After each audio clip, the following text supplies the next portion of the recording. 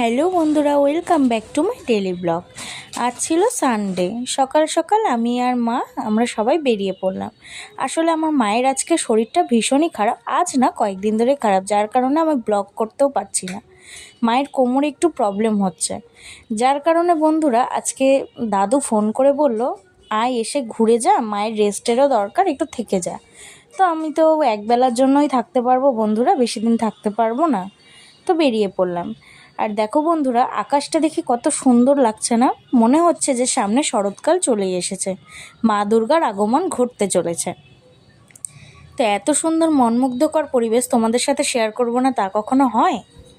এই দেখো বন্ধুরা, যারা বালুঘাটের বাইরে বাড়ি তাদের জন্য এটা আমাদের ডিস্ট্রিক্ট কোর্ট, জেলা আদালত।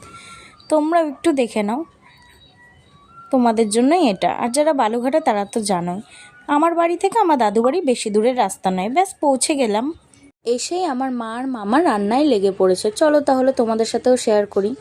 আজ তো সানডে, বুঝতেই পারছো। এই দেখো, একদিকে আমার মা মাটন রান্না করছে, একদিকে আমার মামা চিকেন রান্না করছে।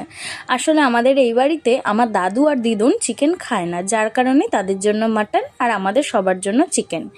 সেই তোড়জোড়ই চলছে। এদিকে দেখো মাংসের আলু ভেজে রেখেছে মামা, এদিকে চচ্চড়ির জন্য সবজি কেটে নিয়েছে, পেঁয়াজ। এই দেখো বন্ধুরা, এদিকে আছে ট্যাংরা মাছ। এগুলো কিন্তু আমার মামার বড়শি দিয়ে ধরা। কি সুন্দর সুন্দর মাছগুলো না? মামা দাদু বললো শুধু মাংস আর ভাত হবে, সেই জন্য মুসুরির ডাল আর ছোটো মাছের চচ্চড়িও হবে। এদিকে আমার দাদু বসে আছে, আর এদিকে আমার মামা আমার দুই বোনকে চিকেন টেস্ট করতে দিয়েছে। এই দেখো বন্ধুরা, আমার ছোট বোন খাচ্ছে, আর আমার বড় বোনও খেয়ে বলছে ভাই দারুণ হয়েছে। তাই ওদের দেখে আমার মামা আমাকেও একটু টেস্ট করতে দিয়ে দিল, তাই আমিও একটু টেস্ট করে নিলাম। আমার মামা আবার আমাকে জিজ্ঞেস করছে কেমন হয়েছে রে, আমি আবার মামাকে বলছি দারুণ হয়েছে। আর আরেকটা জিনিস শেয়ার করব বন্ধুরা আজকে তোমাদের সঙ্গে। এই যে আলপনাগুলো দেখছো, এই প্রত্যেকটা আলপনা আমার নিজের হাতের দেওয়া। কেমন লাগছে অবশ্যই আমাকে জানিও তোমরা, ঠিক আছে? আজকে তোমাদের সঙ্গে এটা শেয়ার করলাম। এদিকে দেখো, আমার ছোট বোনকে আমার মামি স্নান করাচ্ছে, সেই দেখে আমার বড় বোন ওকে দেখে হাসছে। কি বলবে বলো এদের দুজনকে। চলো আমি এবার একটু ঘরে গিয়ে বসি, তারপরে খাওয়ার সময় আবার দেখা হচ্ছে। দুপুর 2টো বেজে গেছে, মানে খাওয়ার টাইম হয়ে গেছে। এদিকে মা ডেকে আমাকে দিয়ে দিল ভাত আর চচ্চড়ি। চচ্চড়িটা ভীষণ সুন্দর হয়েছিল। আসলে অনেক দিন পর টাটকা মাছের চচ্চড়ি খেলাম, নদীর মাছ, ট্যাংরা মাছের। আর তোমরাও এরকম কে কে সবাই মিলে বসে খাও জানাবে তো আমাকে।